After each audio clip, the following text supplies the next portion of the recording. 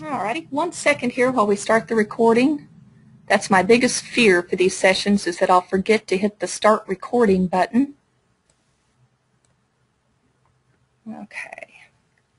Alright, so we're going to start today's session out with a little slide presentation with information about Studio, the installation, how to configure Studio, or at least a high-level view of how to configure Studio, and some of the Studio basics. If you're familiar with the FTL profile file, for example, or the meta-schema files with Studio, those are the types of things I mean when I say Studio basics.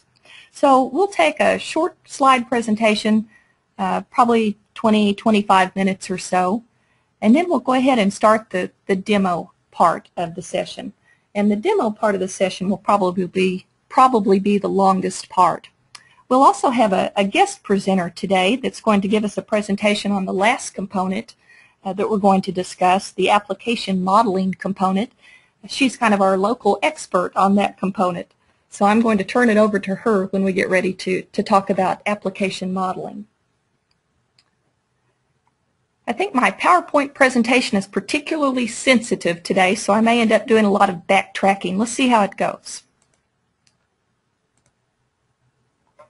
Here's our agenda. These sessions will meet approximately 2 hours. The session 2 weeks ago or 3 weeks ago didn't quite take 2 hours, but I think this one might be closer. We'll start out with an overview of Studio and Studio configuration and installation topics. If it's been an hour, we'll go ahead and take a 10 or 15-minute break, and then we'll come back if necessary and start our demonstration, our tour of the Studio components. If the overview doesn't take that long, if it's only 30 or 40 minutes or so, we may not even need that break. We'll go ahead and use all the time we have available.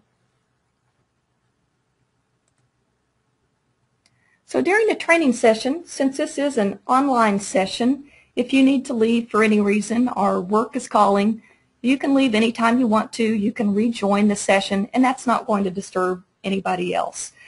We've mentioned already once, I think, that we're going to record the session, and in the little follow-up email that I usually send everybody after the sessions are over, there'll be a link to that recording in the email. We'll also post the recording out on our instructor-led training page. Right there where we have all the sessions listed, these Tuesday training sessions listed, we'll have the recording link posted there where the Register Now link would usually be. So you can find that recording a couple of different ways, either through your email or through the posting there on our instructor-led training page. While we're talking today, feel free to use the little chat option in your control panel to send me a note if you have a question or a comment. If it's a question you have later after the session's over, you can still talk to me via email, lchildress@4js.com. Feel free to use that email if you have any questions later on. There's a few slides here about our participant interface that we're using today. I mentioned already that you have a control panel, so here's a picture of the viewing area here. Whoops, there goes the sensitive slide. The control panel here in the middle, and the viewing area kind of on the left in our picture here on the screen. I've got a better slide that we can use to go through those options in your control panel, so we'll pop on over to that. So looking at your control panel, there's first off a little button with the red arrow that you can use to close or open your control panel to see a full view of it. There's an option to use microphone and speakers, to use voice over IP. There's also a telephone connection option, and if you select the telephone connection option, you should be able to see a telephone number there that you can use to connect. Several of you have already talked to me a little bit this morning using the chat interface. So it's here in your control panel as well. Feel free to send me questions or comments as we go along, and I'll try to keep an eye on that chat interface out of the corner of my eye. There's the raise hand icon. You can raise your hand if you want me to stop, or if you have a question and you want to speak out loud versus sending me a chat message, or if for some reason you can't hear me very well or the audio is bad, please do put your hand up so that I'll stop and we can figure out what's going on. And there's the mute button. The little mute button up there at the very top lets you manage your muting. Right now, though, you don't have much control over the button because I have everybody muted myself. We've tried unmuting it for sessions before, and we typically get a lot of feedback from that. So I've gone ahead and muted you for the moment, but I can unmute you if you have a question or a comment.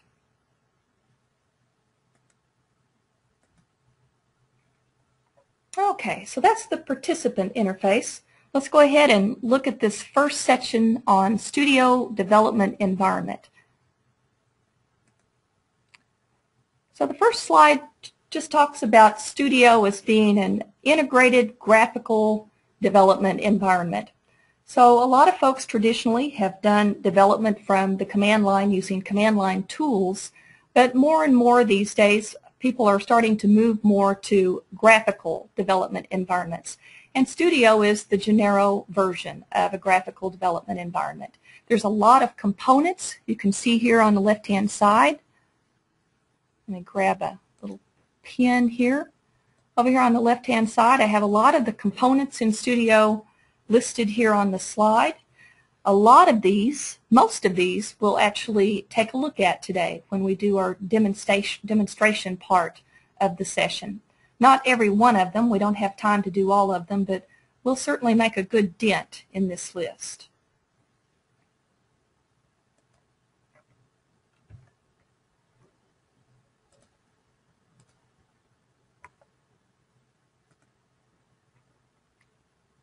Going through that list of Studio components that we saw in the previous slide, the first component listed, usually the first one people notice, is the Project Manager component of Studio.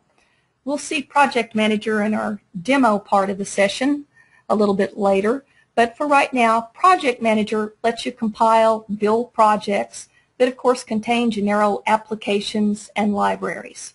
We'll take a look at a project, we'll build a project from scratch here in a while so that you can get an idea of what Project Manager looks like and how to manage your applications through Project Manager.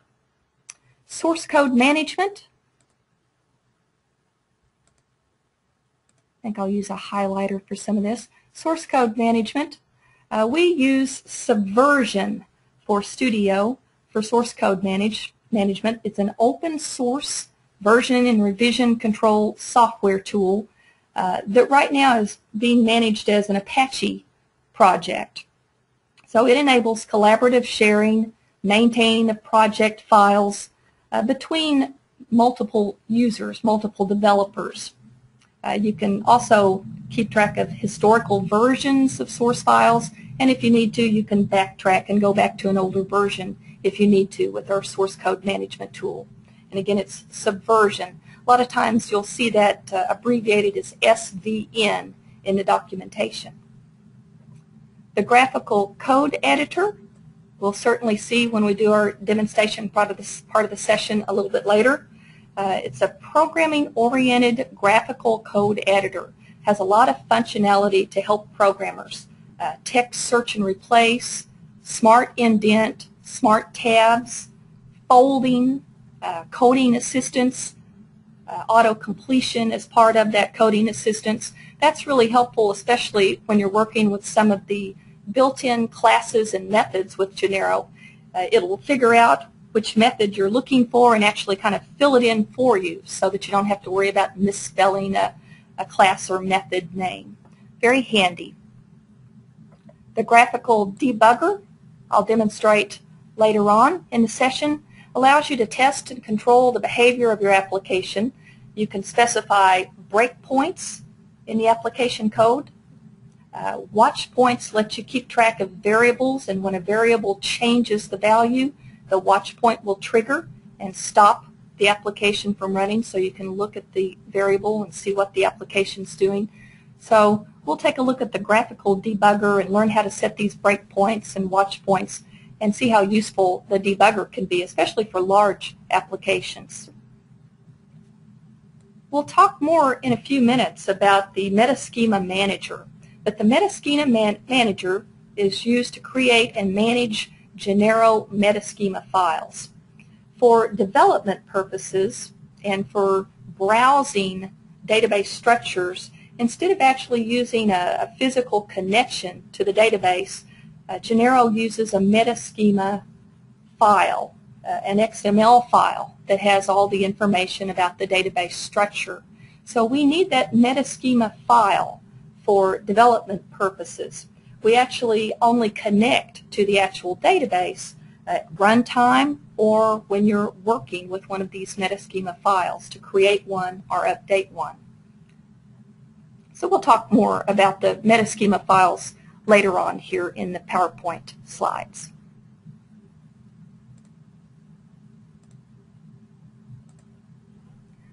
Form Designer is another visual editor, but this visual editor is actually for creating, editing, and working with the layout of Genero forms. So it's a graphical form development tool. A lot of you are probably familiar with working with the text version of a form, the .per files that we've been familiar with from 4GL days. But this is more of a graphical type tool, has wizards built into it to help us with some of the more complex forms.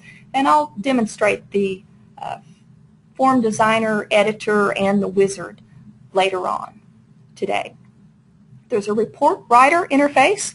That's one of the components that we won't be looking at today. We actually have an entire session on Report Writer, I believe in October. So if you go out to the instructor-led page where we have all of our Tuesday training sessions listed, the very last one in October is for Report Writer. So we'll be working with the Report Writer component for a good while. It has its own complete session. So if you're interested in that, you might want to sign up for the October session. Business Application Modeling, I mentioned a minute or so ago that we'll have a guest presenter. Shannon Wallner is going to give us a demonstration of the Business Application Modeling component of Genero Studio. And we can see here that it allows you to develop applications without actually having to write the code. Instead, you design and create diagrams that are used to write the code for you.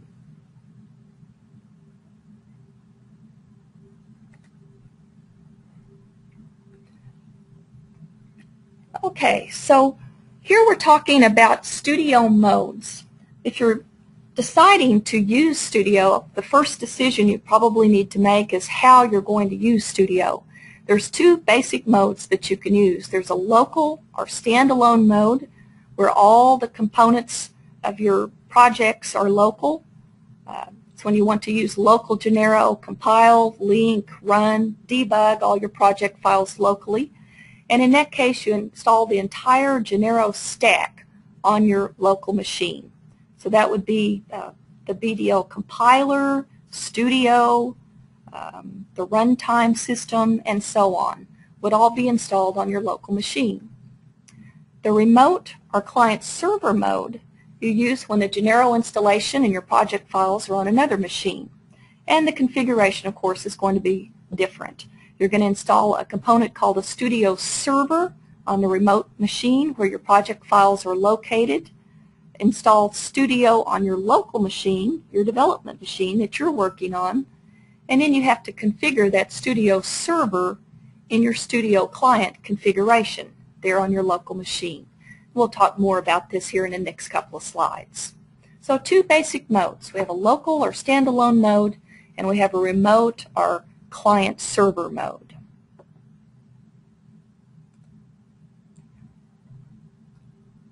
So a little more detail here on local mode for Studio. There's kind of two different scenarios that you might use, even in local mode. The first one over here is very straightforward, very simple. You have all components installed right there on your local machine where you're going to be doing your development. So by all the components or the complete Genero stack, we use that term sometimes, we're talking about these components listed here. So Genero Studio the runtime system, or dynamic virtual machine. That's what the DVM stands for. The client, GDC, that's the desktop client, or the web client, GWC. And GWC comes as a component of the application server, the GAS we call it, General Application Server. So the GAS as well as the GWC would also be local on your development machine, your personal machine. The database and the database client could also be on your local machine, but we can see from this other local studio option over here on the right-hand side, the database could be on a totally different server, and frequently is on a totally different server. So in that case, the database server is on a different machine, a remote machine, and the actual project and source files could be on a remote machine. You could share those source files or manage those source files with some sort of version control system in that case, and you could download your own copy of the source files and then manage those with some sort of VCS system.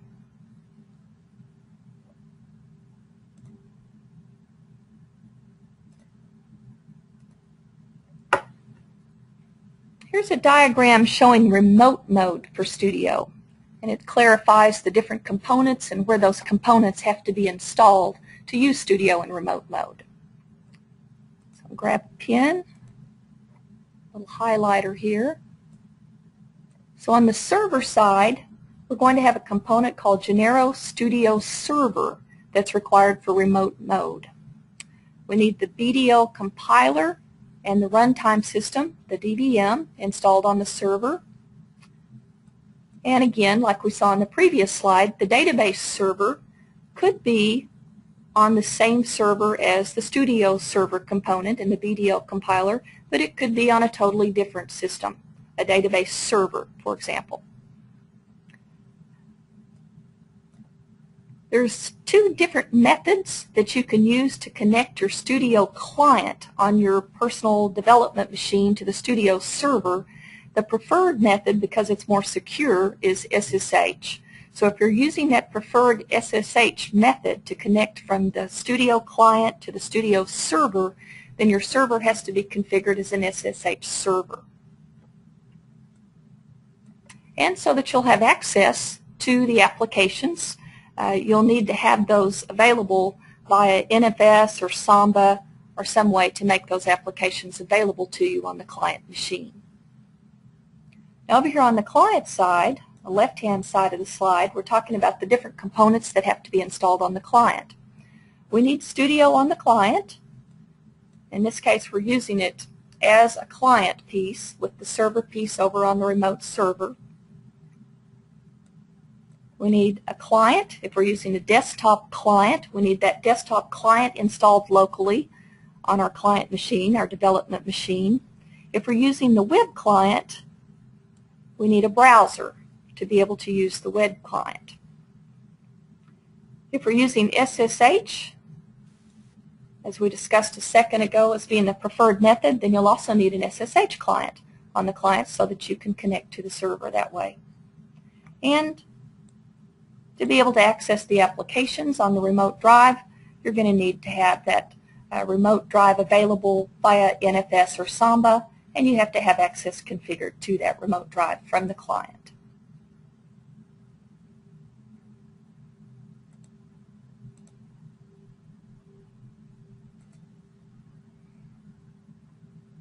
Okay, the next topic is the actual install of Genero Studio. We won't go through the exhaustive install where we see every little screenshot associated with the install process. We're mostly interested in this screen right here that talks about selecting the setup type for the Studio install. So during the install process, you'll get this window, this screen, and it wants you to pick the setup type. And what we have here on this slide is just the Windows version of that particular screen and the Linux or Unix version over here on the right-hand side. So exactly the same thing, it's just two different platforms we're talking about. So up here at the top, the first option for the setup type is Workstation or Server Full Installation. So that corresponds back to the standalone or local mode for Studio that we talked about 2 or 3 slides ago. So if you wanted to do development in local mode with all the components right there on your local development machine, this is the option that you would pick. So this will install all the Genero components locally. The next option, Workstation Minimal, gives you a pretty good hint. No local development. So with this type of install, it's going to have the server side have all the configuration components for Genero, but you'll just have your Studio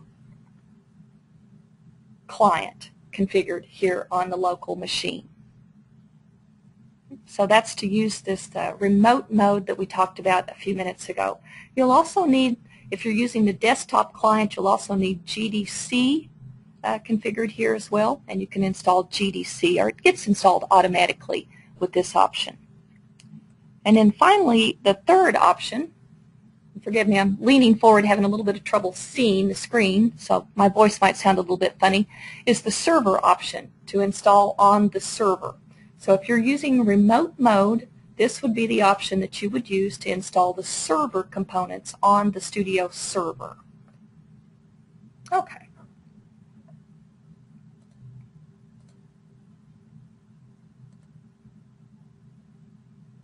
So the next step then would be to configure the environment. The good news is if you're using Studio in standalone or local mode, as we discussed previously, the local Studio environment is pre-configured for you. So most of the time people are perfectly okay with the default environment configuration.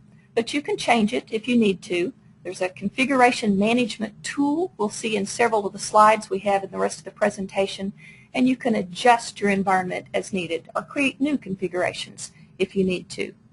So this screenshot is just showing you here where we're looking at the environment. Whoops, very sensitive. Looking at the environment.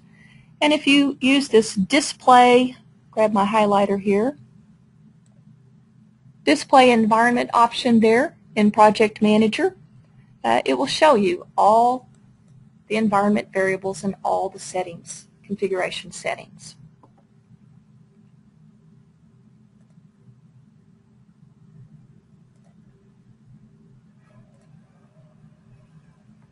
Remote Studio requires an extra step to configure, so it's not just good enough to do an install and bang, you're ready to go.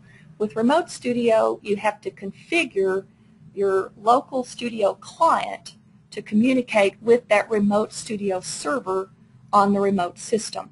So that's what we see here. The next few slides are demonstrating how to configure that connection to the Remote Studio server environment. So we start out down here at the bottom. Grab my highlighter. Whoops.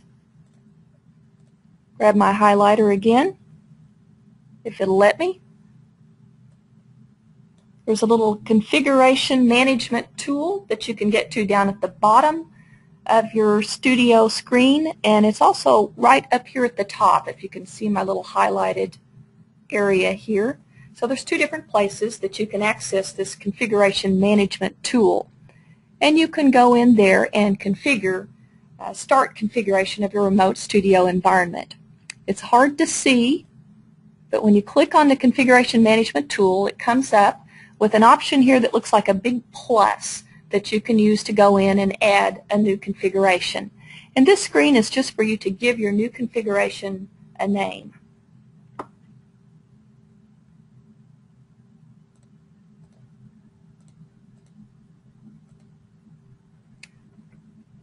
So once you've given your new configuration a name, you're ready to configure it.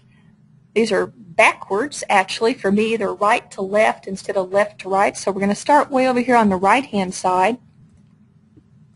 There's a configure button there. This is the new configuration that they've entered. Looks like Linux Remote. Again, it's awfully small. It's hard to read. And then you click the configure button down here in the corner to start configuring this new connection.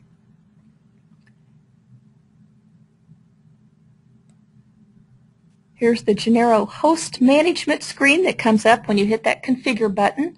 And again, it's awful tiny, but it looks like a server icon, tiny little server icon up here in the top left corner. And if you click that option, notice it says Add a Genero Studio Server. So you click that option, then it allows you to go ahead and type in your server information, which it looks like we've already done here. You can use the host name if it gets resolved correctly, or you can use an IP address if you prefer. And then you can go ahead and configure TCP or SSH for that connection method you see here. And remember, SSH, of course, is the preferred method because it's more secure. One thing I've learned from going over these slides is I need to make my screenshots bigger. Those are hard to see. I'm having to get right down on top of my screen and squint at them. So I hope you can see them okay.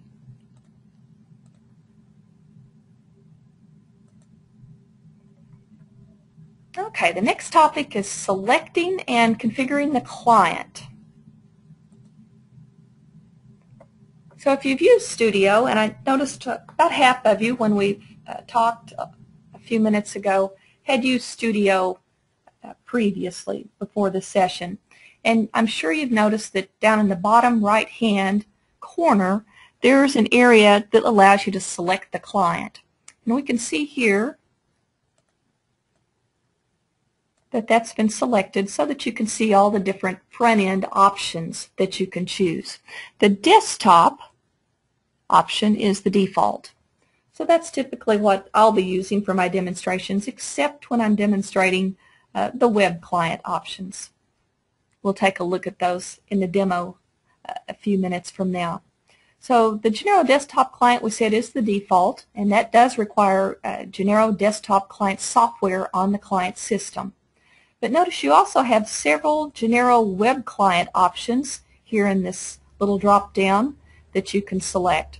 And there's special themes, we call them, for iPhone, Silverlight, and there's a new HTML5 theme that in the next couple of releases of Genero will become the default. That's going to take the place of the default web theme that we have now, which is an Ajax theme. So the web client, the application's displays in a browser. It doesn't require any front-end software on the client like we use with the GDC, which does require front-end software. And it's installed as a component of the application server. So it actually comes with the installation of what we call the GAS, the Genero Application Server.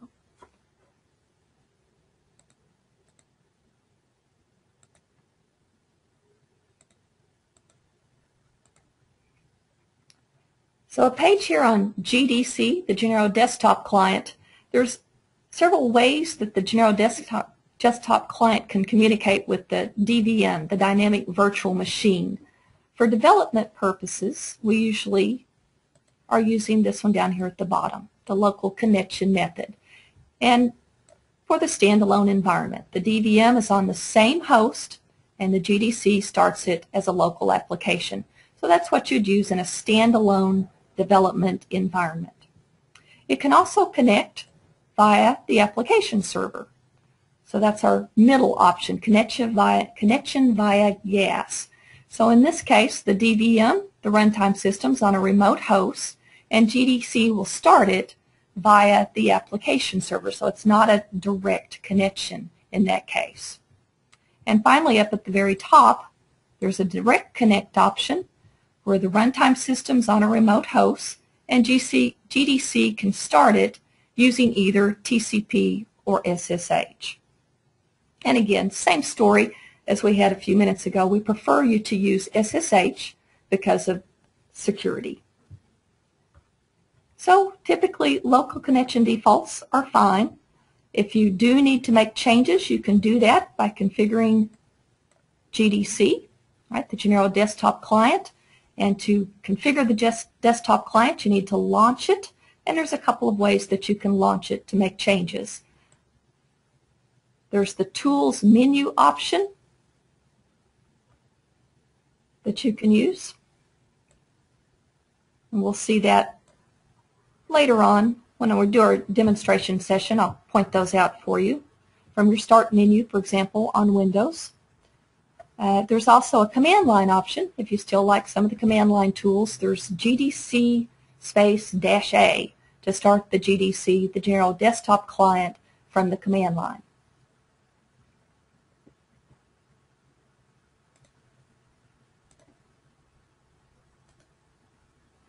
Now, the web client requires the application server. So you can install the GAS locally on your development machine just for the development process.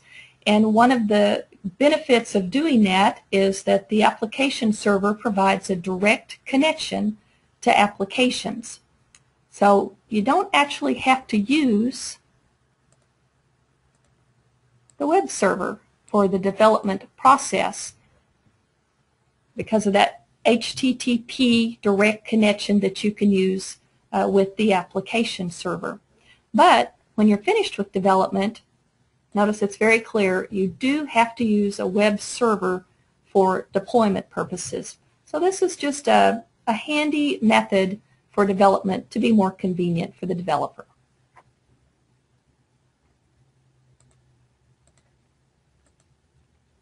So here we have a picture where we're talking about using this direct connect method. I'm having trouble with my highlighter here. Bear with me a second. There we go. So notice here we don't have our web server. We've eliminated that from our picture here on this page. And we're talking about using this standalone application server method to connect to the application. So we're going to use this GAS HTTP capabilities to serve the web page so that we don't have to use a web server to do it. So to use that connection method, one of the steps is to start the application server. So we're using standalone, so right here on our local development system, if we're using Windows, we can go to the Start menu and start the application server there from the Tools menu. If we're using Unix or Linux, we can do it from the command line with this HTTP dispatch executable. And that will start up our application server so that we can use this standalone mode. You can test it to make sure everything's configured properly. You can provide a machine name and a port number just to make sure, in this example, that some demo applications that we have out there will come up properly and display. If those come up and display, then you can be comfortable that that connection method is working properly.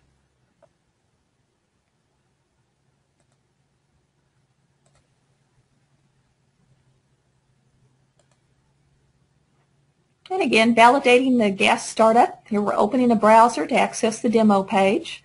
Here they've got the URL for the demo page, and it should pop up and look just about like we see on the screen here. So if that works, then everything is configured properly and working properly. So you're ready for development.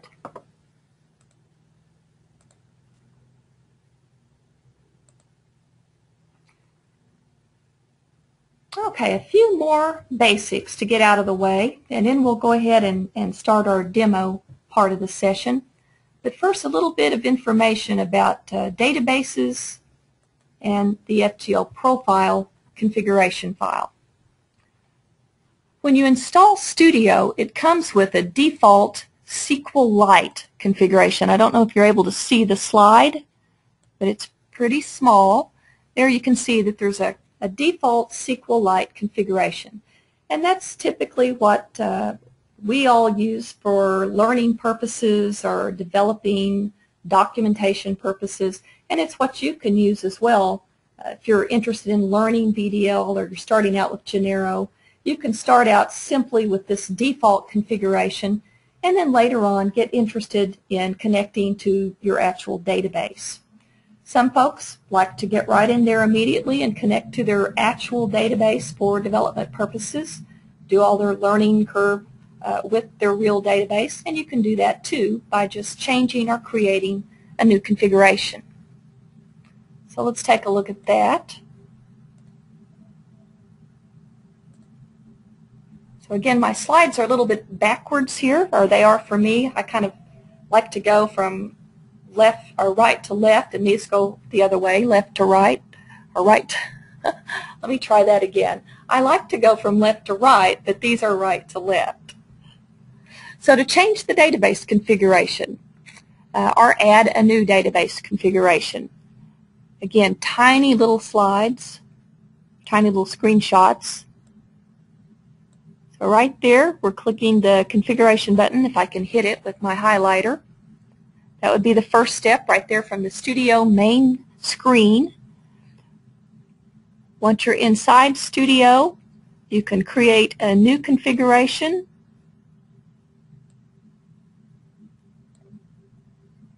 Click this Configure button here that you can again see down in the bottom right-hand corner.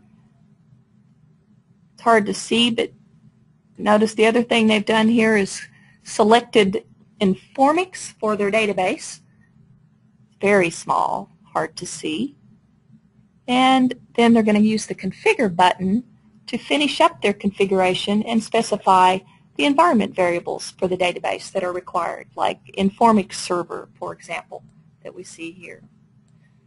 So 3 steps: configuration management, select your database here from the list of databases that are supported, and then use the Configure button to configure the database.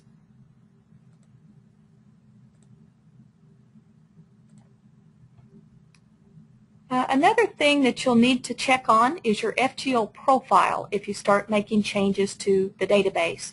It's a required file that we use to manage the runtime system behavior.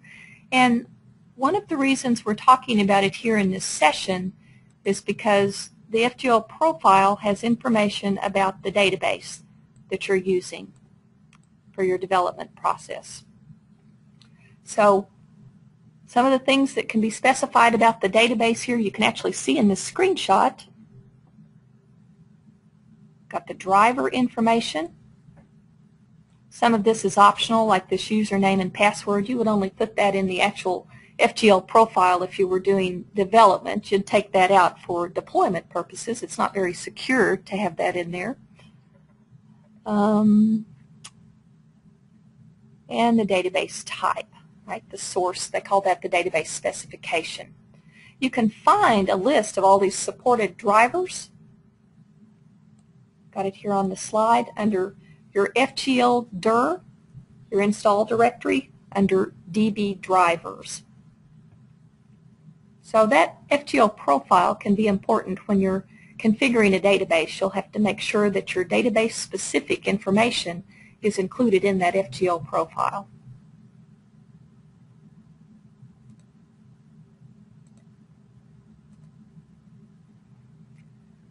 More on databases. I mentioned earlier that when you're working in development mode, we don't do a lot of actual connecting to the actual database for development purposes in Studio. What we do instead is we require you to create what we call a metaschema file that has an extension with a 4DB at the end of it that has all the database structure information in it about the database. All the tables and columns and all the data types and so on for the database. And instead of actually connecting to the database, when you're browsing the database structure, for example, in the Studio environment, we just look at this metaschema file. It's an XML file that describes all of your database structures. So we use that when you're defining form fields in a general form definition. When you reference a DB column, we're not looking at the actual database, we're looking at this metaschema file. And we also use it when you're defining variables in Genero programs and using the like statement to configure a variable like a database column. Again, we don't use the actual database, we use the metaschema file to validate that information and look it up.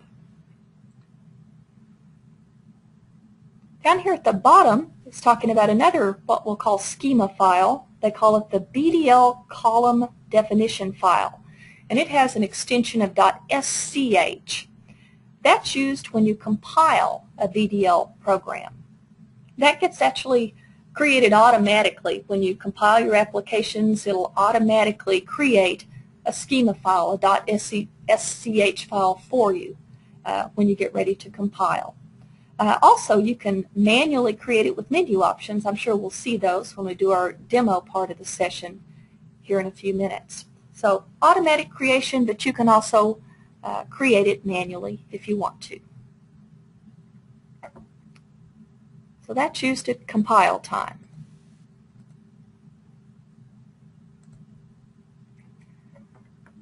Something that's very important and not very intuitive when you first start using Studio is this requirement to link dependencies to any application that requires them.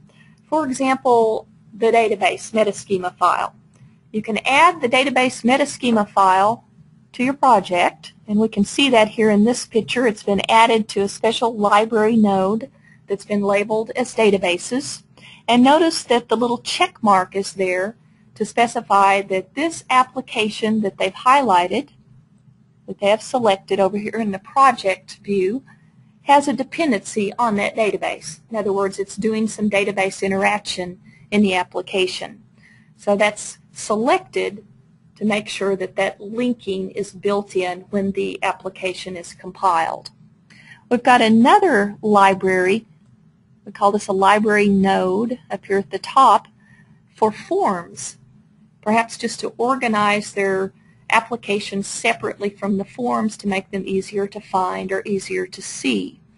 And we have an application highlighted over here that has a dependency on the forms in this specific forms library node.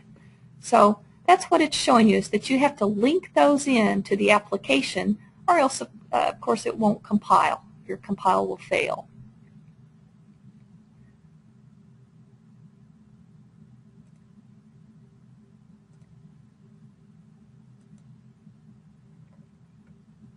Okay, let's see. I've got about 11:50, which is almost an hour.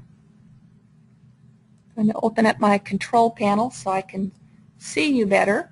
Now we have an option here to take a break. If you want to take a let's say 15-minute break, we can do that here and then come back and do our demos, or we can go ahead and jump right in. I'll leave that to you guys. Which do you prefer? Give me a hands up if you prefer to take a break. If you need a break, give me a hands up. Anybody? If you don't want to take a break now, then just leave your hand down. And I'll just give you a second or two to get those hands up. And we'll just do it the kind of a democratic way. We'll let you kind of vote by doing a hands up. Okay. All right. Well, it looks like the hands up are going to win. So let's go ahead and take a 10-minute break. Yeah, we'll make it a 10-minute break. So I've got 11:50. We'll call it 11:50. It's close enough. 11:50. And let's resume back at 12 o'clock Central Time. So that would be, let's see, that makes it 10 o'clock Pacific Time. Might be easier if I just go ahead and post it. We'll say the hour, whatever your hour is, straight up. So for me on Central Time, that will be 12 o'clock. Okay, go ahead and take a break. If you want to chat with me while you're on the break, feel free to send me a chat message. Otherwise, I'll mute everyone, and I'll see you back here in 10 minutes, straight up on the hour, whatever your hour happens to be.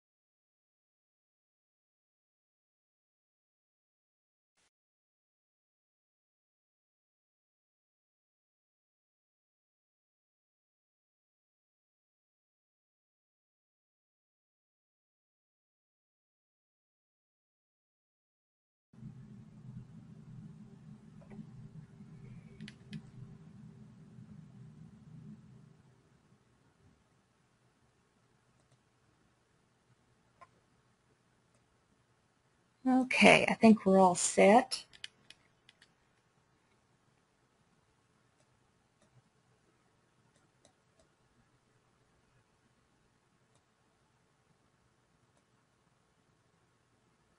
Okay, 1 second here.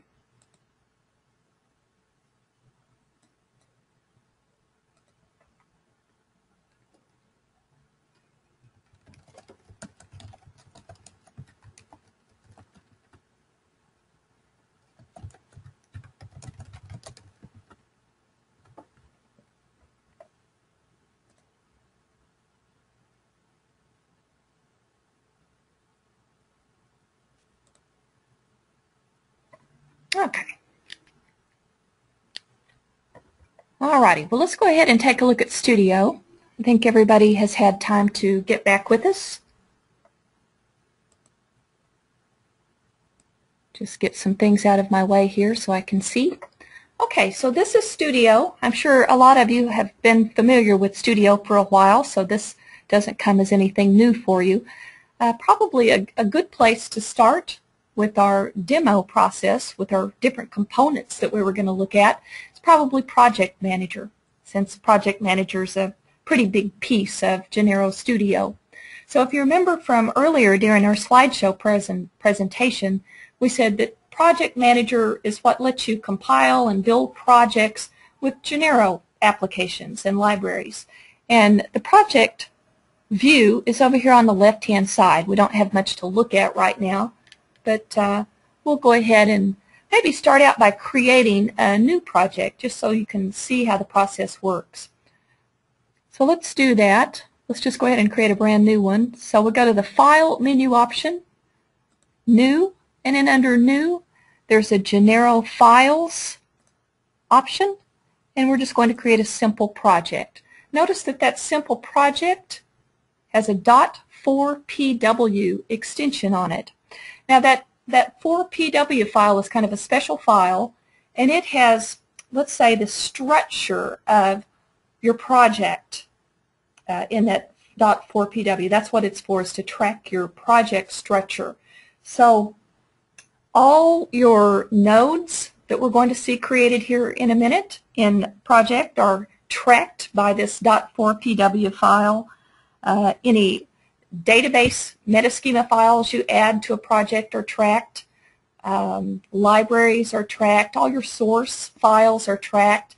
So it keeps track of where things are. They don't all have to be, for example, in the same directory or folder in the file system. They can be scattered out in the file system.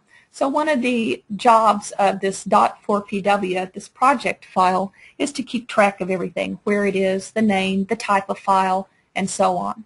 So that's what the .4pw file is. It's kind of a, I guess you could call it an infrastructure type of file. It keeps track of everything else.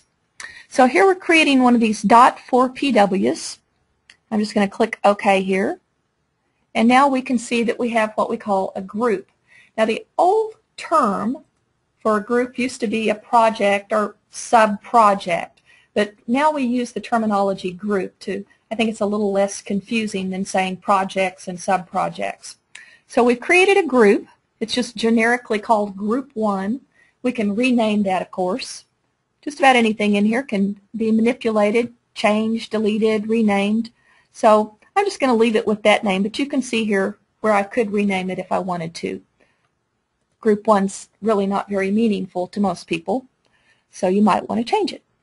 And notice by using that file, that menu option to create my new simple project, I automatically have 3 new nodes in my project that was created automatically.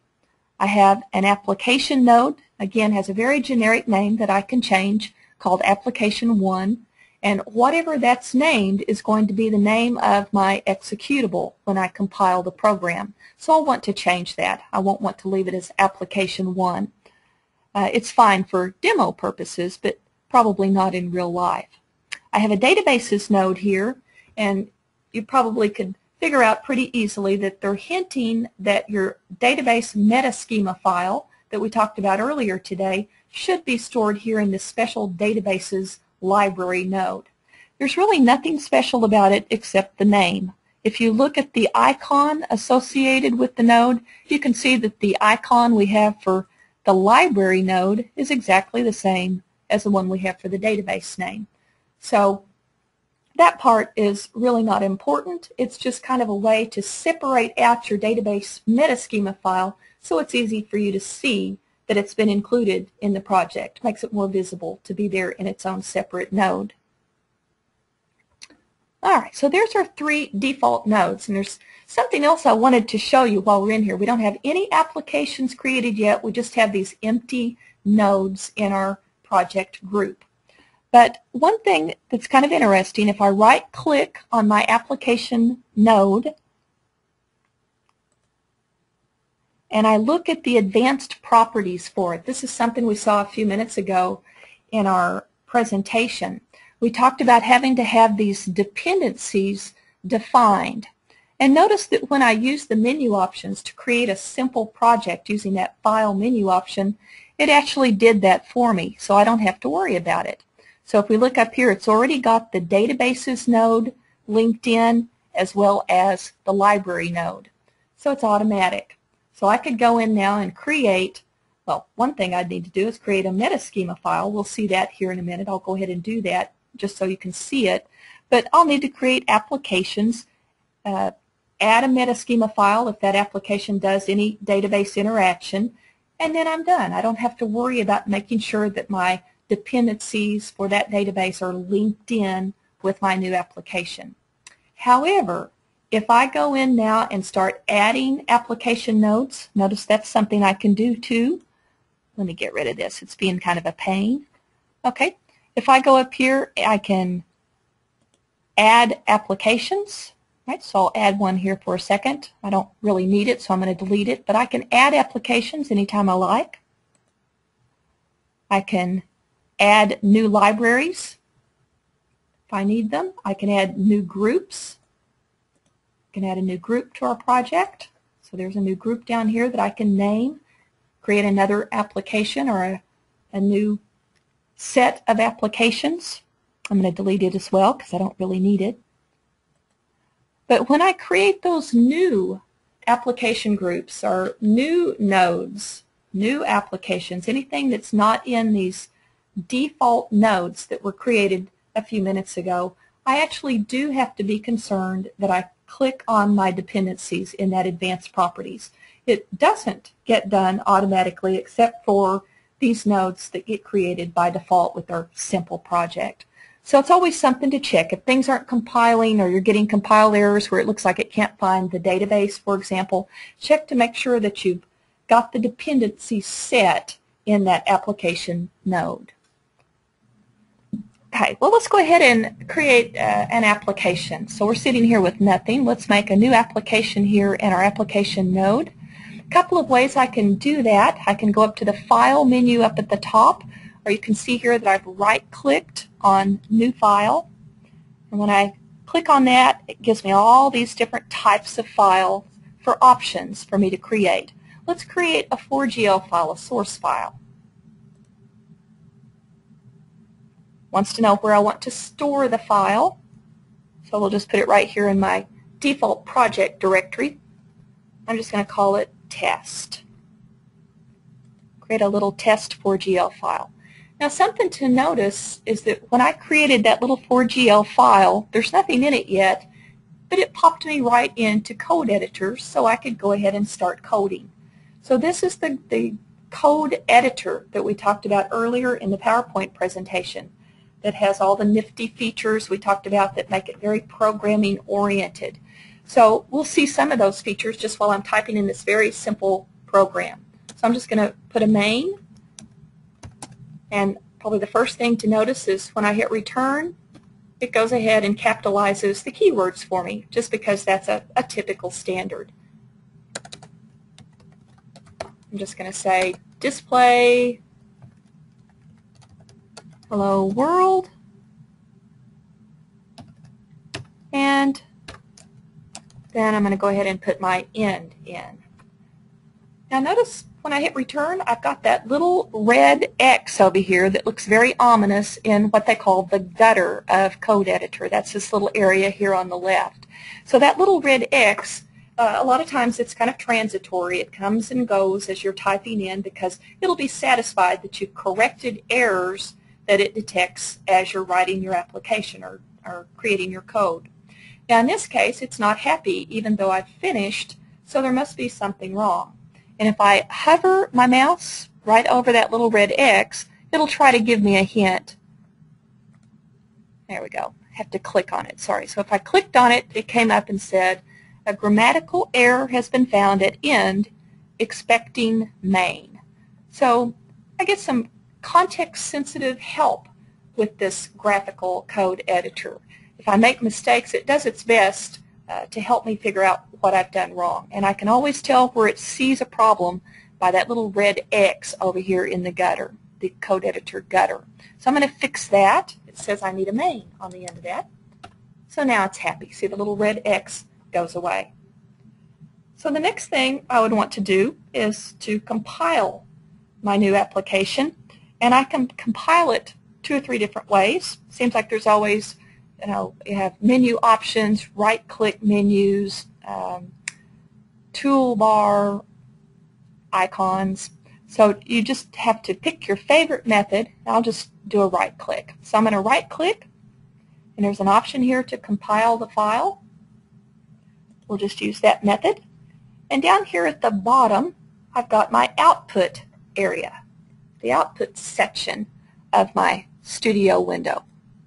Hope you can see that okay, but this is where I would see my error messages if I was having a problem with my compile. In this case, it's happy, so I'm getting a success message in the bottom. So that's the output pane. We can also run the application. It's not much fun to create one if you can't run it. And again, there's 2 or 3 ways that I can execute the application. I like the right-click option. There's an execute, and you see there's a little green arrow icon associated with that. And notice we also have that same green arrow icon up here, so I can execute my application from the toolbar as well. All right.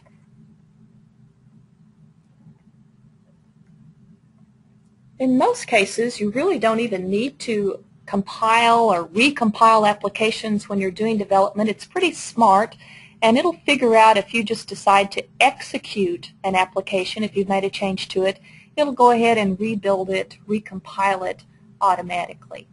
But you do, of course, have the compile options as well. So there's our little Hello World, very simple program. Something else we might do while we're here with our simple project that we've created is right now our application is not doing any kind of database interaction, so we don't really need a metaschema file, but this is a good place to show you how to create the metadata file and to put it into this special databases node that simple project created for me. So let's go ahead and look at what they call the Metaschema Manager. This is one of our components that we saw in the PowerPoint presentation. Right up here at the top, our menu, we've got a database menu option, and we've got a new schema option. Now, if you've already created a metaschema file for your database, let's say for a different project, you don't have to create it from scratch like this again. Instead, there's an Add File option here under the File menu.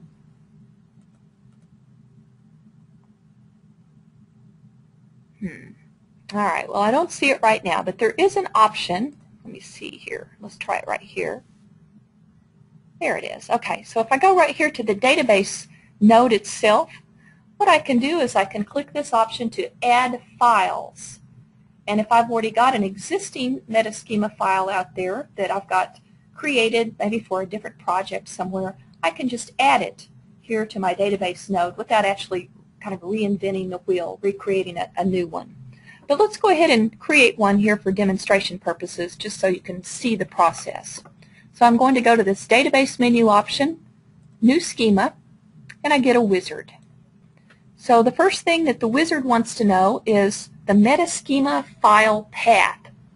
Where do I want to store this metaschema file that I'm getting ready to create? And again, I'm just going to put mine in my default project path. That seems like a good place for it. So I'm going to call it Cus Demo. Right, I'm going to store it there in my default project path, which is pretty long, so I'm not going to read that off to you. And then it wants to know over here, a little bit further down, where I want to store the metaschema file when it gets created.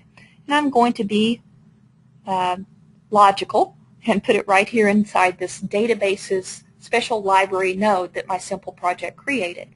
So I've selected that. I'm going to click the Next button.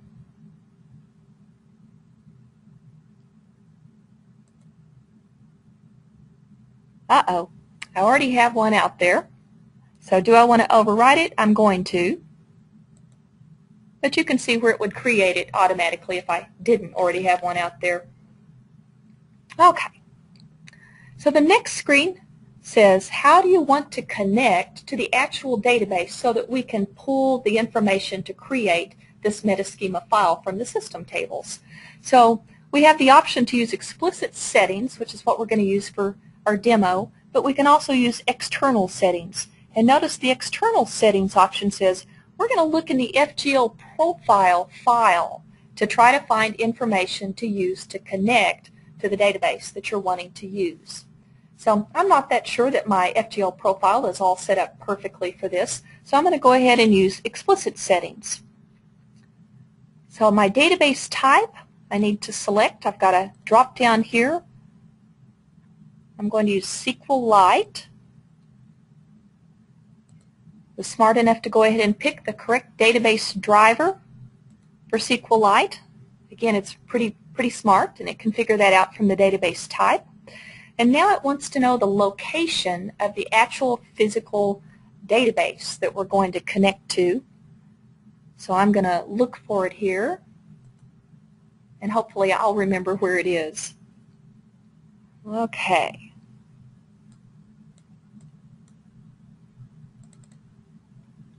One thing I'm not very good at is remembering where things are and where I put things. So let's see how this goes.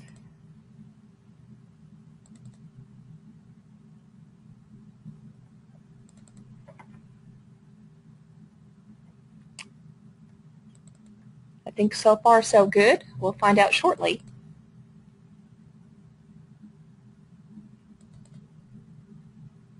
Alrighty.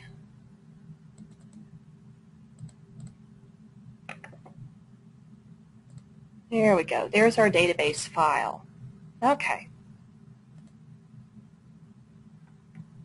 There we go. So it's a long path. I won't try to read that to you, but you can see we have all the explicit settings listed that we should need to be able to connect to that database and extract information from it to create our metaschema file. We can also test the connection just to make sure I didn't make any horrible mistakes when I put in my information. Make sure it can find it. It says it's okay. Connection to database successful. All right. So we'll hit Next. Here's some options we can specify. Case sensitivity. I'm just going to stay with the defaults for lowercase. Don't really care about importing system tables. So I'm going to go ahead and click Finish. And boom, there you can see we've created a metaschema file. It makes it pretty obvious that we've created one because it automatically goes ahead and opens up that new metaschema file, that .4db we talked about earlier, and displays it here so we can take a look at it. I'll go ahead and close this output area so we can see a little better. So here we are looking then at our schema file. Notice we also have a DB Schemas tab here at the bottom of the project pane, and it will also show us our database structure, a tree view that we can use to look at our database structure. So that's our database browser, I guess you could call that. So that's how you create a database metaschema file. We did that one from scratch by connecting to the database and extracting the information out of it that it needed to create this XML file. It has all of our database structure information. You can see all of it here, here and here. Something that's rather interesting is you also have your database structure over here on the far right. under database structure. And if I click on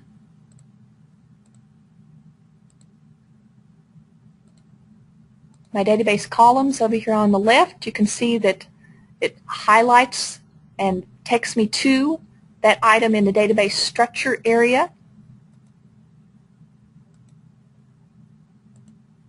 And I can also look at properties over there. If I click on the little properties tab right next to the database structure tab, I can see all the properties for my database columns.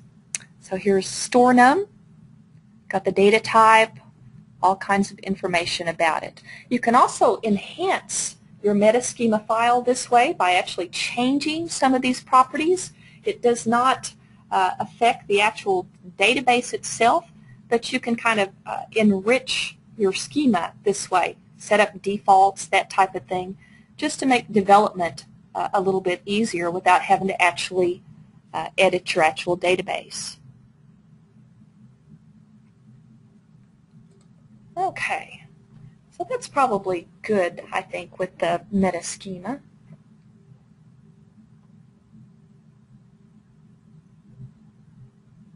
Okay, I can't think of anything else exciting about that to show you, so I'll just ask you here, anybody have any questions about, let's say, the project pane, you know, setting up a new project? We'll look at some other projects with a lot of nodes and applications, much more complex projects here in a few minutes anyway. But any questions that you can think of right away before we start the next part of our demo?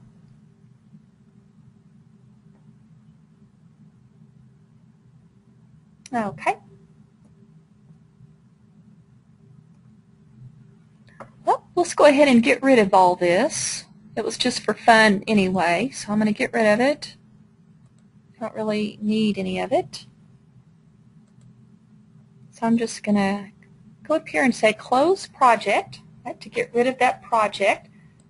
Now it's going to warn me and say, hey, you haven't saved this project. Do you want to? But in this case I don't, so I'm just going to discard everything. But typically, of course, you would save your project. So there it goes. It's gone.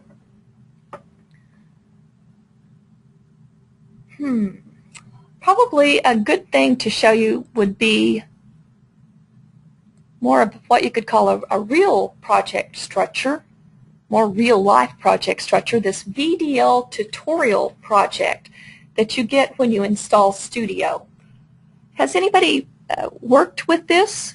Give me a hands up if you've had a chance to go in and look at the tutorial. There's a tutorial, a VDL tutorial that comes with Studio, and you can look at the VDL documentation and read through the tutorial and then look at the application samples that correspond with the tutorial chapters by looking at this VDL tutorial project. Anybody done that? Give me a hands up if you've had a chance to look at it.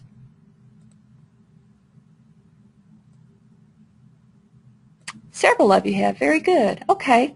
So this is information some of you already knew, but it looks like maybe about half and half. Half of you have seen the tutorial and maybe played a little bit with the VDL tutorial sample code, and about half of you have not. So it's kind of good that we're going through it, I think. So this VDL tutorial, we're just going to use it for demonstration purposes. We're not actually going through the tutorial today. We're just going to use it to run some applications and look at some things that we want to see in our demo. So let's take a look here at this cust query application. I'm going to go ahead and execute it so you can get a look at it, see what it looks like. Very simple. Just displays a little form here where we can do queries.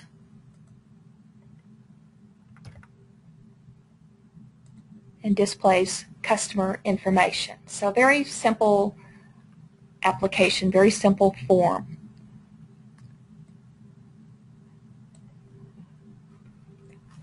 In our previous session, one thing that would be a good thing for us to review just for a second is in our previous session we talked about the interesting abstract user interface. I don't know, several of you I know were in that previous session or perhaps have seen the recording. But when a program is launched, that's when Genero actually builds what we call the abstract user interface at the point when the program is launched. And the form that, for example, we can see here, this compiled version of the form is an XML document, and that XML gets loaded into memory at runtime and becomes a DOM document, a document object model document. That's hard to say. So all the different parts of the user interface that we see here, the window, the form, and so on, just become nodes in that DOM tree. So, for example, there's a node out there that represents the window. There's a node that represents the form.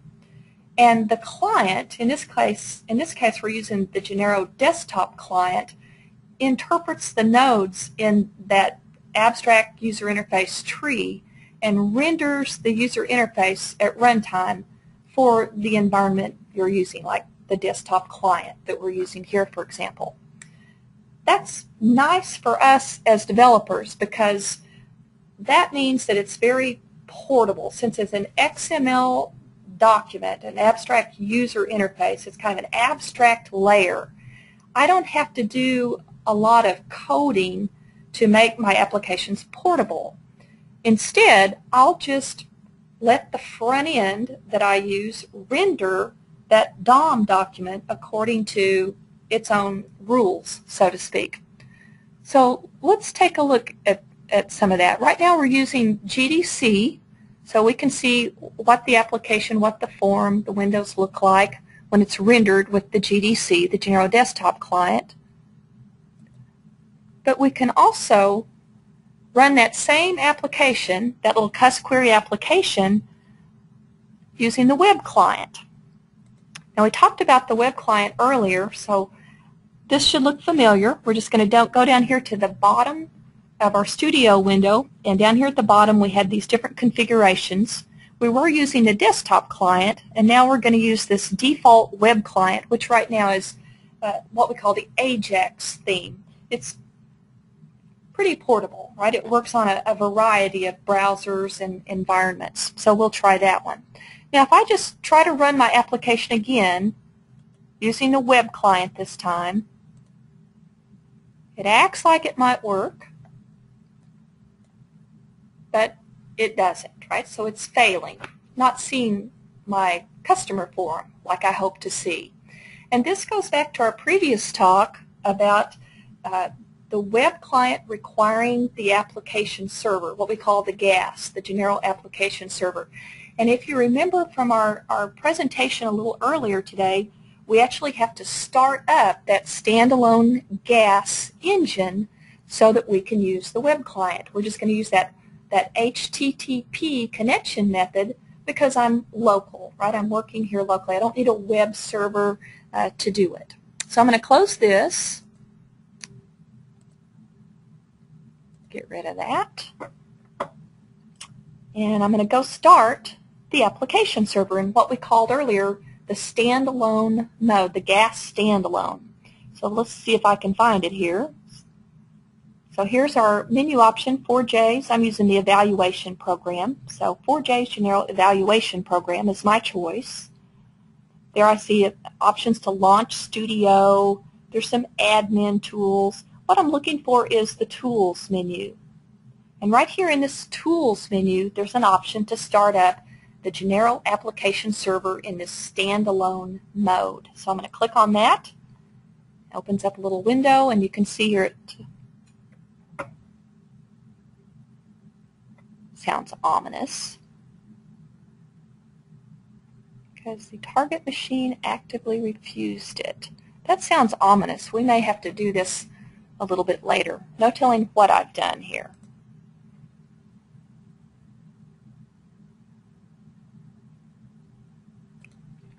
Well, we'll see what happens. We'll give it a shot.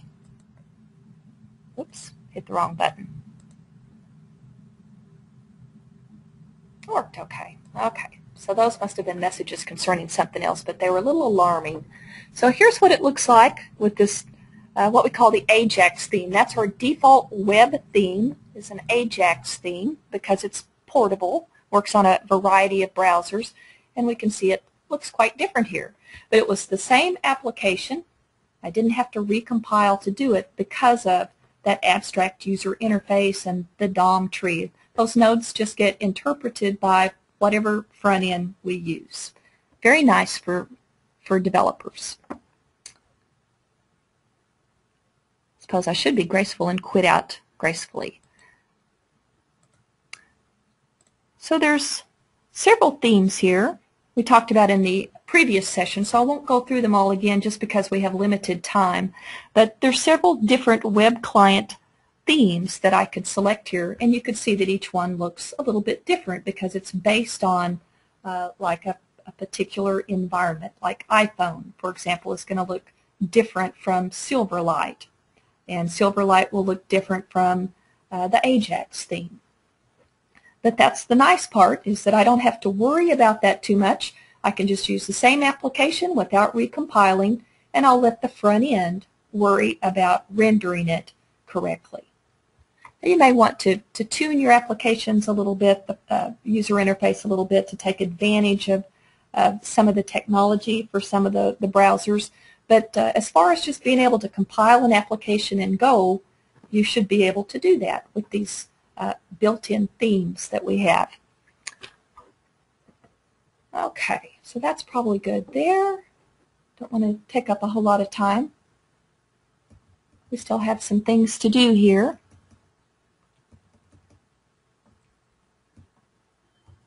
Let me just show you, I think the debugger would be a good thing to show you real quick. So we can use this very same application for the debugger. So I'm going to go ahead and open up this cust.main 4GL source file. Here's another one. These two make up our cust query application. And the first one, we'll just take a look real quick at the cust.main just to see what it does. Again, we won't spend a lot of time on it because we still have a ways to go. But here it's very straightforward, very simple. We've got a main, and then we have some menu options or commands that the users can select from. And for purposes of our debugger demo, we'll just focus on this query. So if a user selects the query option, so that would be an action view, like a button, for example, that he pushes, then it will call a function called query cust. So let's kind of focus in, let's say, on this query cust function. And we can see it's not here, so it must be in this cust query module we have here. So let's open that up. Spread this out so we can see it better. So we were going to focus on the query action. So just to go through here real quickly, here's our schema.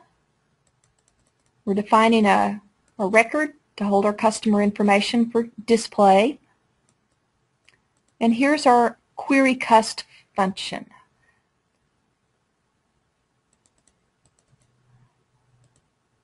So notice the query cust function is just doing a query by example, using this construct statement here to create a where clause, a string representing the where clause.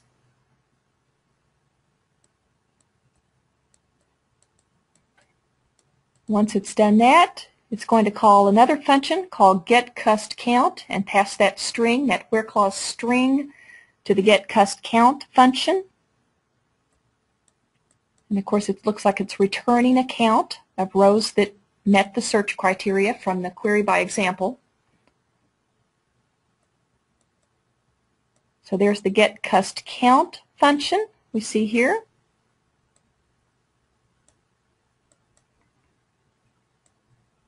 Whoops, went the wrong way.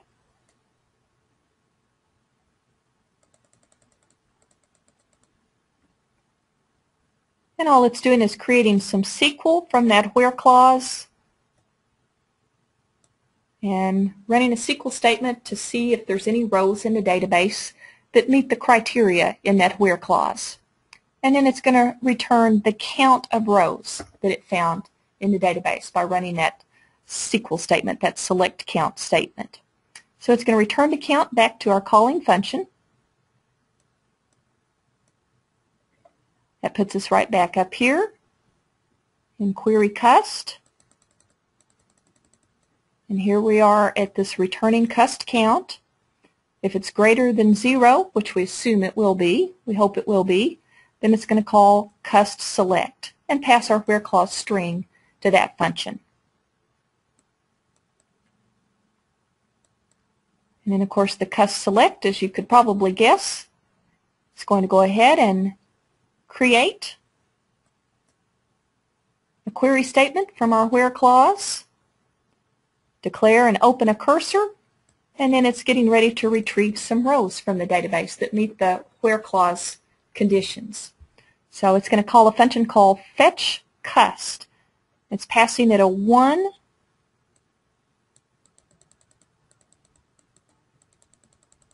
and down here we're saying okay, we're receiving a p fetch flag, and if p fetch flag is equal to 1, which it is in this example, then go ahead and fetch the next row.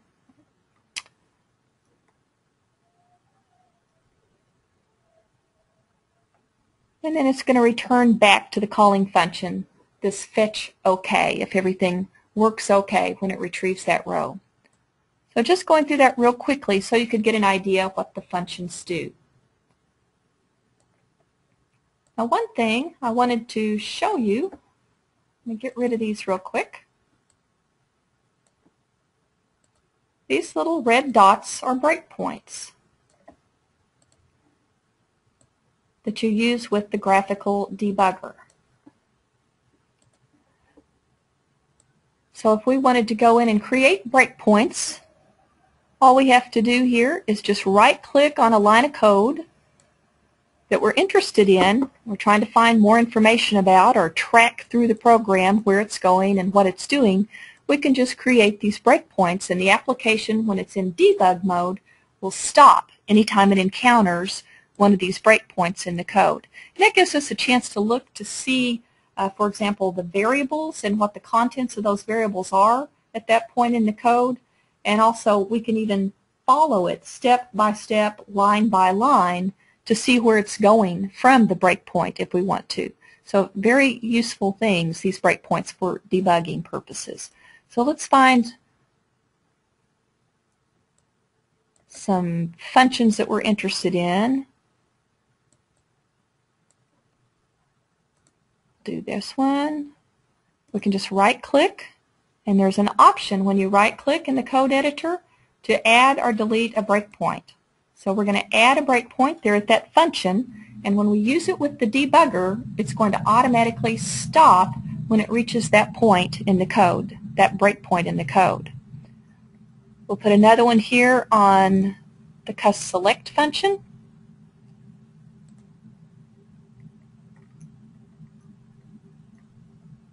We'll just go ahead and mark most of our functions here.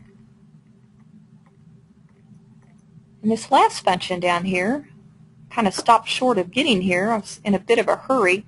But of course, if we're able to fetch a row successfully, the last thing that this little application does is go ahead and call function display cust. So we can go ahead and display our customer record. So we'll go ahead and highlight it there. Okay, so we've got those are breakpoints that we have defined. Now nothing exciting is happening until we actually execute the application in this debug mode. So let's try to do that. So I'm going to highlight cust query over here in the left-hand pane now that I have my breakpoints established in the file. And by the way, those breakpoints are actually saved between debug sessions. You can go ahead and execute the application just fine with those breakpoints in there, and they only are triggered, so to speak, when you're actually in this special debug mode. So they don't hurt anything being in there, is what I'm trying to say. So here we are, we're in cust query in the project pane. I'm just going to pick this little debug option with the right-click menu. Now there's, again, several ways I could have done that. Oops, hang on one second. We don't want to do web mode because it's too distracting. or do a web client. Let's get off of this. Have to pick the right options. Let's change it back to the desktop client just for making it easy to do a demo here. Okay, so here we are ready. Notice a minute ago we had right-clicked and it was ready to click the debug option. We can also use this debug symbol here, little toolbar icon, and we have a debug menu up at the top, so we could use that as well. All right, well, we're already in debug mode because whenever I kicked it off with the web client, it decided to go ahead and do that. I'm going to close all this out, and that successfully stopped the application in debug mode, so now we're ready to try again. So starting over, we've got our breakpoints set. I can see them here in the code. So I'm just going to, we'll use the debug menu this time. I'm going to highlight my application, go to debug, and click the debug menu option.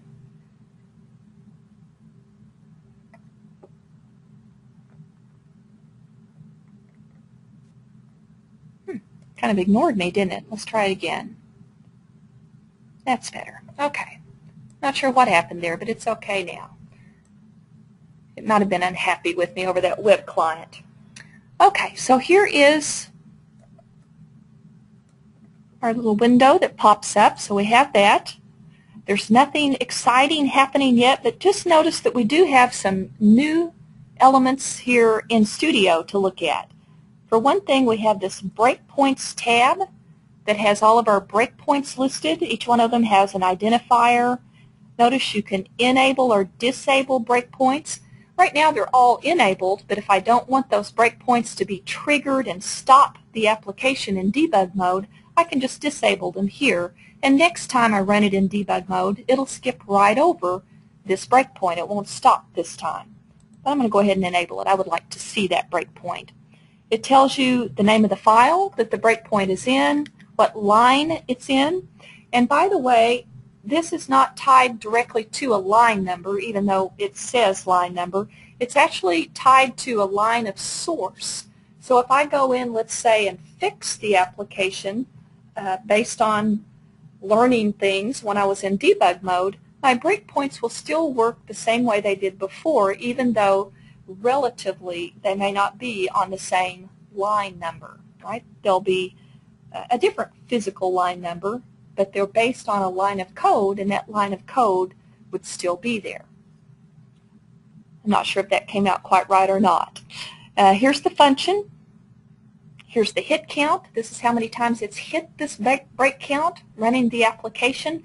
And you can actually apply a condition here to your breakpoint, and it will actually skip over it if you want it to until it reaches whatever your condition is. Like, let's say I could set up a condition where I didn't want, let's say, this particular breakpoint to trigger unless the cust select, let's say get cust count was greater than 1. That's about the best I can come up with. But anyway, you can actually set conditions like that, and it will not use a breakpoint until that condition is set, right? It'll skip over it until the condition is met. Okay, so that's the breakpoints. Here is what they call the Data tab, and this is where your variables will show up. Now, right now, we don't have anything in our variables to look at, but we will here shortly when we actually start the application.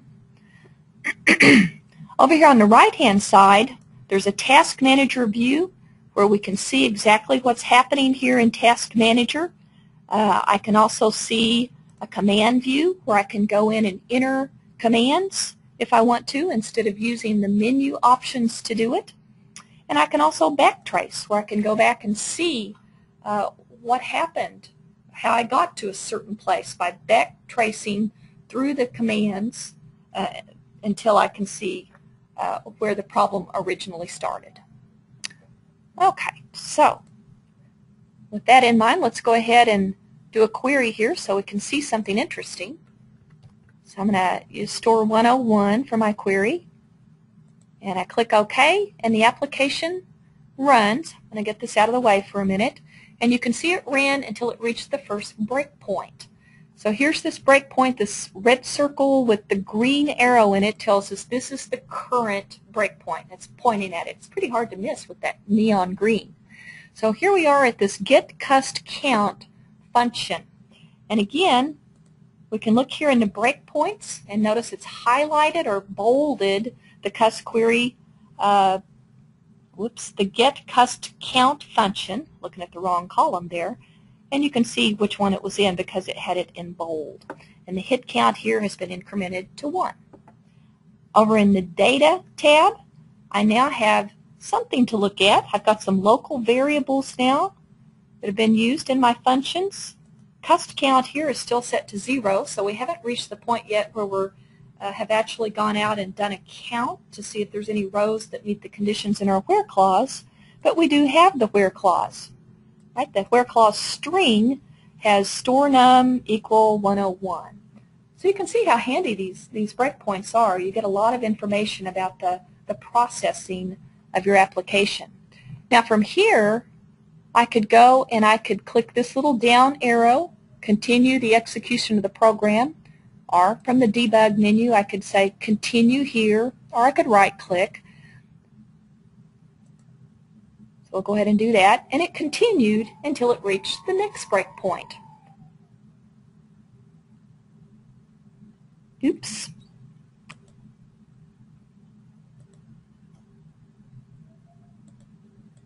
All right.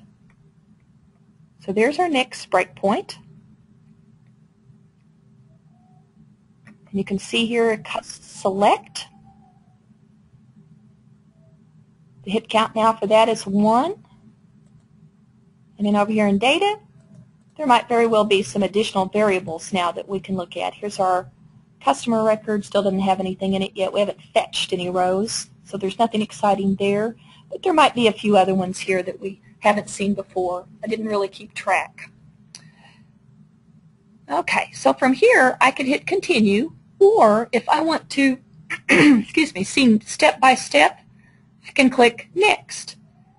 And I can follow the application from one step to the next. 1 second.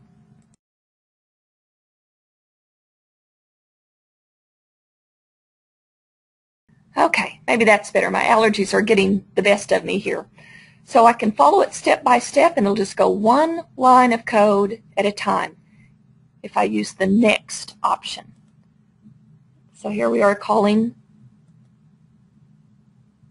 the cursor, fetching. Here we are at our next breakpoint, function fetch cust.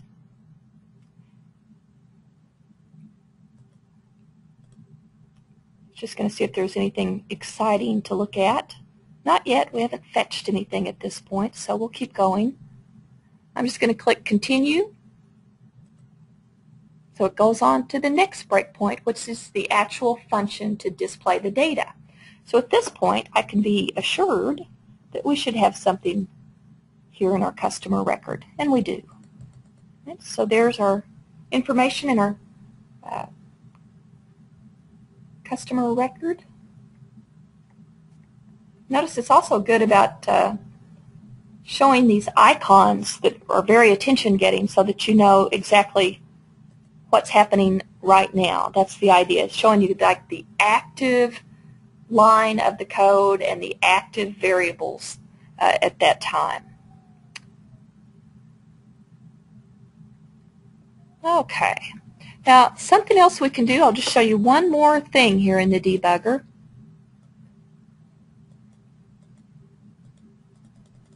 And then I better turn it over to Shannon to do the BAM demo. Let me show you a watch point. The way you set a watch point is you can go in and look for variables that you're interested in following. I don't really have any good ones to pick from here right now.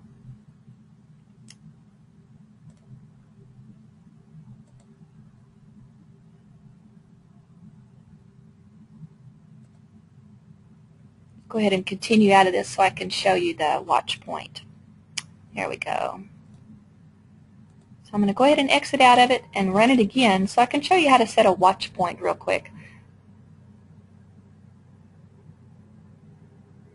Pick the debug option. I'm going to do a query.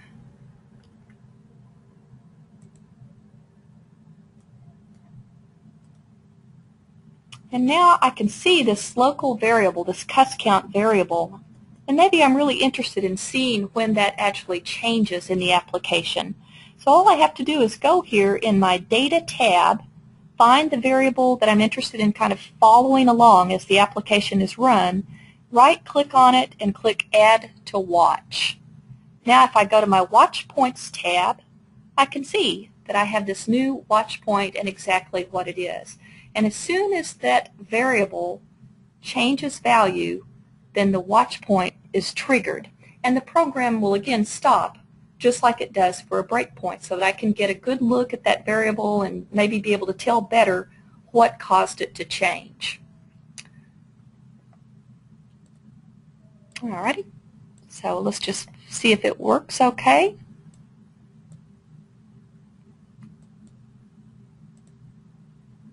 Hit the continue button.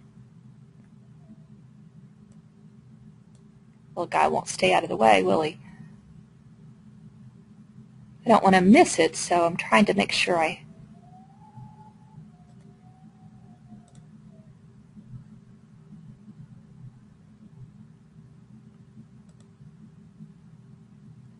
just going to keep hitting continue past these breakpoints.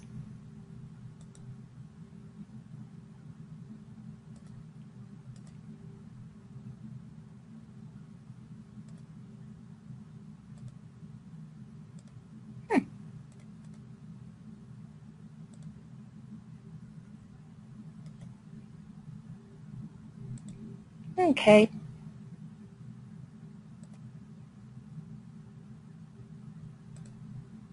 Not sure exactly what I did wrong on that, but apparently I did something wrong. Hopefully you get the idea anyway. We could put it on this guy too.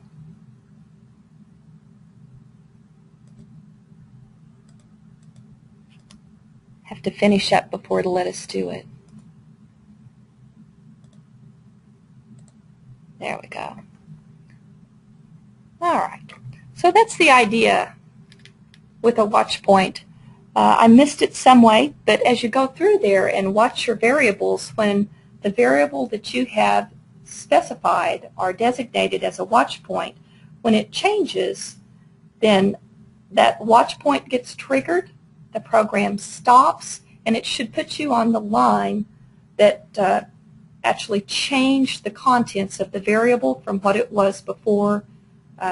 Any change actually to that variable will cause it to be triggered. And you can see exactly what line in the code changed the contents of the variable. That's the idea anyway. I just didn't do a great job of demonstrating that for some reason. But, okay. Any questions about the debugger? There were a few things there that I would like to have shown you, but we made it through most of the important parts of the debugger anyway. Anyone have any questions? Let me just check my chat. Oh, I did have a question.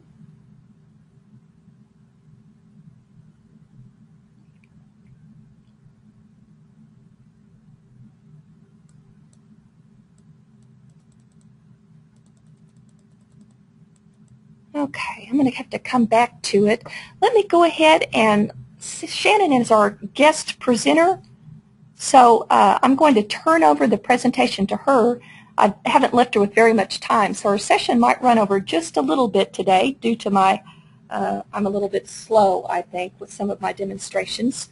But, yeah, 5 minutes left. But Shannon, feel free to go over.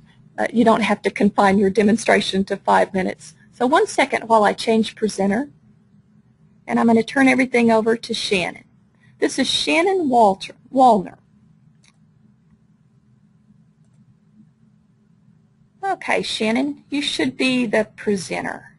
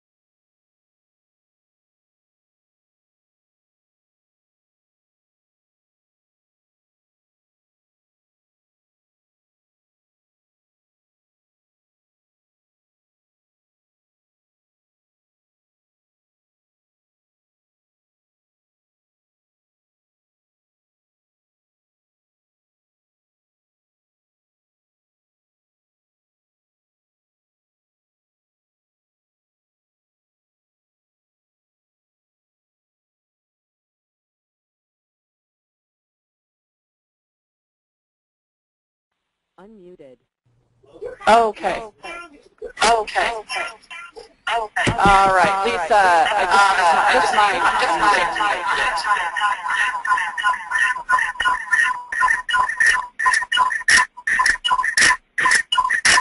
Oh boy, we have a lot of people.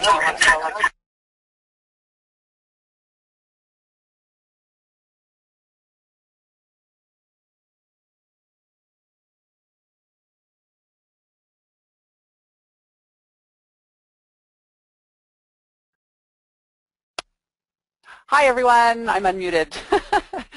Lisa, you had all the control. Hi everyone, I'm Shannon Wallner, and Lisa asked me to come in and just do a short tour of what we call the Business Application Modeler, or Business Application Modeling. This is a tool in Genero Studio that comes with Genero Studio. It's not any additional price or any additional software to add on. It comes right with your Studio package. And I'm just going to show you what it is. I also want to just make a note that we have some brand new videos on using the Business Application Modeler out there in our video library on 4jays.com. So if you're interested in learning more how to use it, then we have the time for today. I encourage you to look at those videos that I've done just in the last few weeks on the modeler. Some of you that are familiar with 4Jays may know the prior versions of the Business Application Modeler as the application generator. So this is the tool that generates code based on a model of the application, as opposed to you sitting down and writing the code as Lisa has shown you, such as in the code editor or beginning a new project from scratch. So the way that I thought would be best to show you this today in the time that we have is to first point you to one of the demonstrations that we have, one of the sample applications that we have that's available when you install Genero Studio. So it's something that you can be familiar with if you want to poke around and look at it. So really at the heart of the BAM, or the Business Application Modeler, is what we call the Business Application Diagram. So the idea here is that instead of writing code, you're designing and modeling the flow of the application.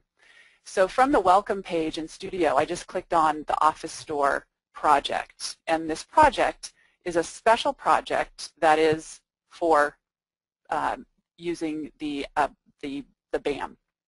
When you do create a new project in Studio for BAM, you create, instead of creating a simple project under Genero files, you create a project under design. So again, it's really switching our thinking from coding to more overall design, and then letting the generator build the code for the design. So in this design, we can see that there are some different symbols. We have what we call programs, what we call forms. We have zoom forms, in other words, lookup forms, so from one form being able to look up some information in another form, as well as reports. So as you can see from a design perspective, you can really sit down and say, okay, I know my database pretty well, I know the application that I need, so I'm going to sort of lay out the flow with these components. So when I right-click on a BAM or a business application diagram, you can see I can add a new program, new report. New CRUD form simply means create, read, update, delete, a form that's going to be used for data entry and input, or a new Zoom form. And then between these objects, I'm going to set these relationships. So if I right-click on this and choose New Relation, I then can drag an arrow to whatever in my diagram I'm wanting to relate this program to. And I'll just let that go into the ether there. So each of these components that we call these components can then be what we'd say implemented. So I've laid out some components, I've established some relationships between them. For example, I can see here in this program that it's going to call a form, and from this form there are two Zoom forms, as well as from this form a report that's available. So before we look over here at all this interesting information in the project, let's just go ahead and right-click and execute this program so you can see the application running. So here's the application that has been generated from the model. So you can see that the form, we'll look at the, the form design is going to be the same as designing a form in Form Designer, except that you have some other properties and things that you're establishing about the form. You can see that it builds a toolbar and a top menu automatically. It also, based on the relationship, knew about the account form based on my model, and so that's available in the top menu. And you can see that here's the top menu and the toolbar all automatically established based on the model. If I close this and just go ahead and open up my order form, you can see here that here's my form that was designed for this program. That says that you're still going to design the forms, but the underlying code is generated based on the model and the forms that you've designed. Okay, so we have these components on the application diagram. We have relationships between the components. A new form here. When I'm ready to work with one of these, I would implement the object. So I'm implementing the form or implementing form from database, which would let me choose from the database that I've established as part of this project and build my form. Once I have this implemented, so I'm going to delete this one and go back here. We've got this form that's been implemented. What happens is there are some files that get generated for the components on the model. So over here in the project, if I just collapse everything, I can see that I've got, here's my order program, and I've got this order form. Here's my 4FDM, my managed order form. I've got one for the account form. I've got all these little components that are related to my diagram. When I go and build this, so from here or from my project, because it's a model, it's going to generate the code. Now you'll see that in each of these areas, each of these nodes that are program, you've got these intermediate files sort of grayed out virtual folders. These are all the files that are being generated when you build the application. So again, I'm designing the model, then I'm building the application, and the actual 4GL code is being generated for me. So if I come over here and I open one of these, so let's go to order form since that's the one you can see that there's two 4GL files that have been generated based on this order form component. And this is going to be all the code that's needed to do the things we said we wanted it to do. We want it to be able to query, to update, to delete, etc. So if I just double click on one of those, you'll notice that open this bigger, we are right in Code Editor. And you can see how the code was generated. All right, now you can take the application just as it is, especially for something like sort of a maintenance application on the data in the database. You could very rapidly build an application that you just, leave as is. You don't do any customization to. But the neat thing about the application, the BAM, is that there are points and blocks in the generated 4GL code. You can see there's one up here. Here's a point, and here's a block that allow you to add your own code within the generated files. That code is actually preserved as long as it's in a point or a block. So you might have in this particular point, this is giving you a place to define additional variables. So I want to add some variables here. I could do that, and as long as I put it in this point, every time this application is regenerated from the model, your custom code is filtered back in. The same thing is true with the block. You'll find there's a block. Every function that's generated is nested within a block, one of these purple areas. And you can actually modify the function that has been generated, and those changes will be preserved. So it's a really powerful for just generating an application. It's also really powerful for then customizing once you have some, particular changes. Maybe there's a new action you want to add to the toolbar. Maybe there's a slight change to the SQL statement that you want to make for the way that the data is being pulled by the generator. Okay, so all these 4GL files that you see in the intermediate files can be modified, and those changes will be preserved.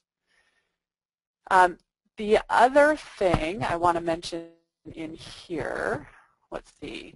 So you can go ahead and look at all the things that I've shown you in Studio. Here's the code structure for all the generated code. If we go back to just a really simple, let's discard all that. Here's a really simple diagram. We could look at, this little program, a simple little program that's just one form and one Zoom form and one report, etc. And we could look at the intermediate files here. Of course, there's less files, and there's not going to be quite as overwhelming look at that other larger application. So again, you can generate the application from the model. You can, and it'll give you all the functionality. Then you can customize it. You also might find, as you start to use the modeler, that there are some things that you want how the code is generated to be slightly different. All of the code is based on a template. So over in Preferences, we can see that the application generator is using a template set called Database Applications for the models that I was looking at. You can create your own custom template based on our templates that then allow you to change the actual underlying template that's being used to generate the code. So you have really a lot of options. If you see this as a way of building applications more quickly, you can build them and modify the code, but you also can modify the underlying templates that are being used to generate the code.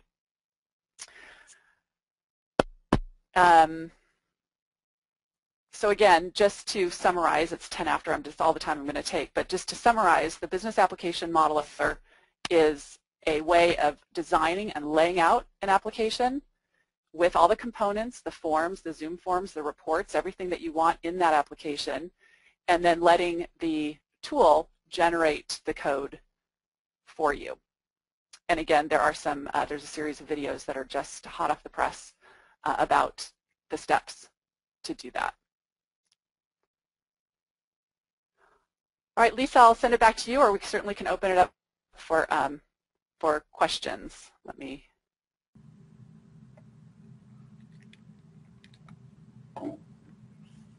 see if you can take I'll send it back to you. There we go. Okay, and no feedback either this time. That's good. Okay.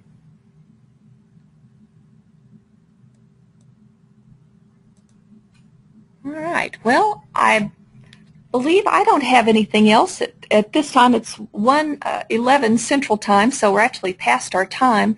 Does anybody have any questions or comments before we close the session for the day?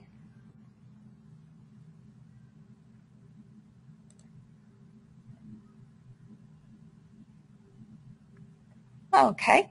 And again, my email is lchildress@4js.com. If you have any questions after the session, feel free to email me.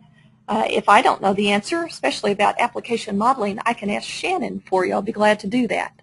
So if there's no more question, let's go ahead and close for today.